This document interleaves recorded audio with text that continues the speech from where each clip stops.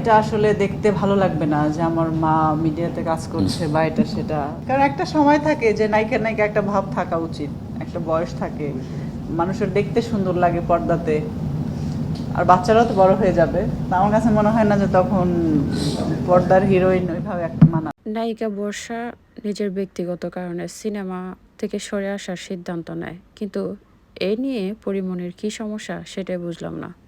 একটা নায়িকা কিংবা একটা মানুষ নির্দিষ্ট একটা সময়ে যে কাজ করে আসছেন সেটা না করতেই পারেন। তাছাড়া তিনি উমরা হজ শেষ করে সম্প্রতি হয়তো বুঝতে পেরেছেন যে তার ছেলেরা কিংবা তার পরিবারকে সময় দেওয়া উচিত, কিংবা এই মিডিয়া জগতে না থাকাটাই তার জন্য ভালো। সে নিজের সিদ্ধান্ত নিতেই পারে, কিন্তু সব কিছুতে পরিমণিকে কেন ফেসবুকে লেখালেখি করতে হবে? সব বিষয়ে নিজেকে জাহির করতেই হয় পরিমণিকে।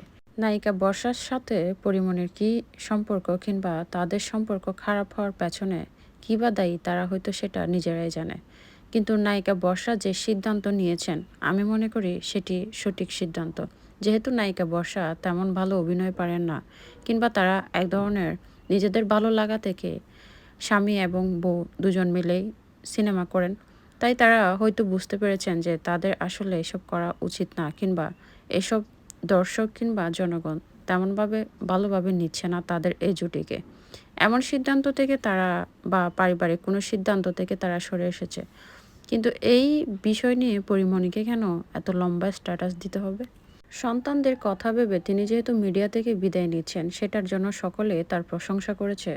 অনেকে বর্ষাকে তার এই সিদ্ধান্তের জন্য সাধুবাদ জানিয়েছে, এবং অনেকে মনে করছেন নায়িকা বর্ষা সঠিক একটি সিদ্ধান্ত নিয়েছেন নিজের সন্তান এবং পরিবারের কথা চিন্তা করে।